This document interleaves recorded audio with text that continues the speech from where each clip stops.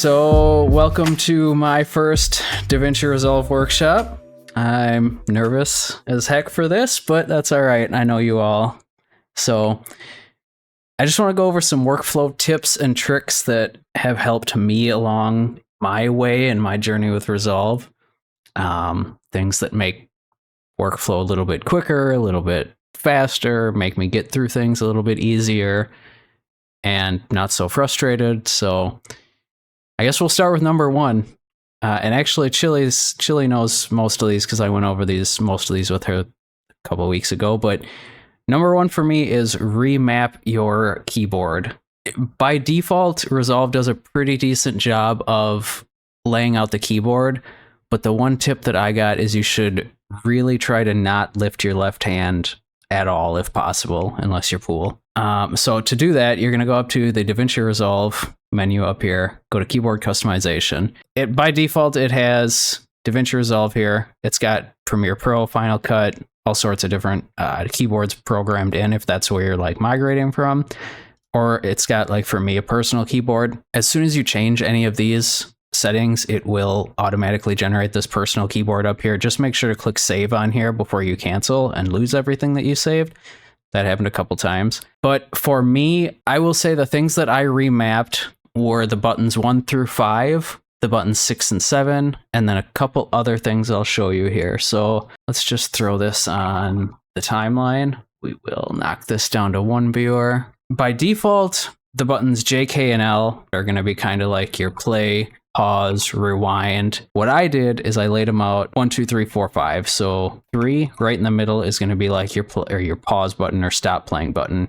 On either side of that, 2 and 4 are going to be rewind or play. And then on the far end on either one is going to 1 and 5 is going to be step forward 1 frame, step backward 1 frame. 6 and 7, I just remapped to these right here so that I can just use a key instead of having to come over and find a clicker to zoom in the timeline. It's just easier for me. It's faster. It's right there. The other things that I've remapped are the blade tool. Instead of having to cut it with a mouse click, I use a a keyboard shortcut to cut it. So say we want to make a cut right here at the playhead. I use W for that. So now it's cut that clip right there.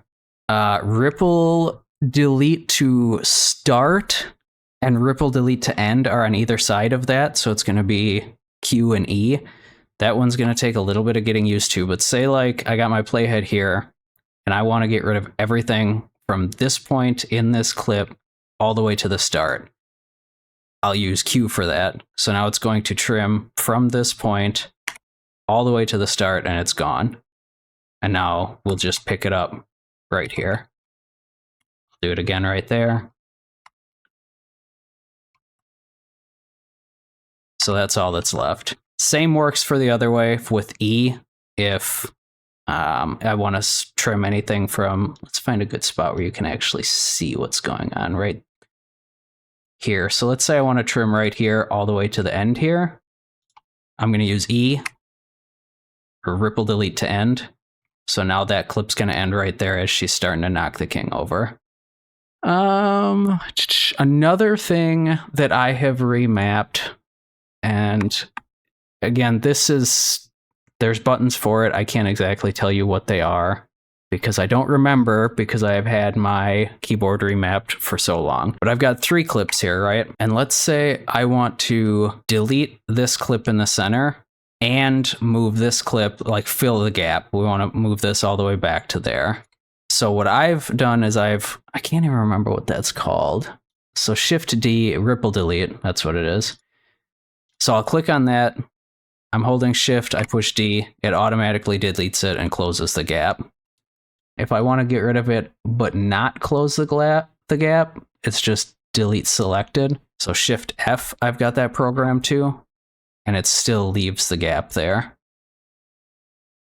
So if I want to insert another clip in there or something, or I, say this clip's not done and I want to close the gap with that clip or something like that.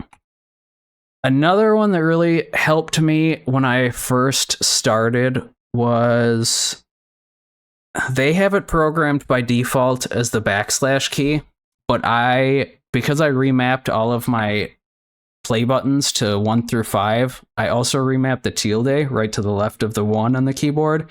Basically what that does is like, it's going to start just a couple seconds before where your playhead is. Like if you want to check a transition, for example, you know, like I want to see what this transition looks like here on this timeline. If I push that tilde, it'll start playing just before it, and it'll play up until right after it. You can do that as much as you want. It just like plays that short little segment and it'll automatically stop playing. I like that just for checking transitions and things like that. But again, that is backslash by default.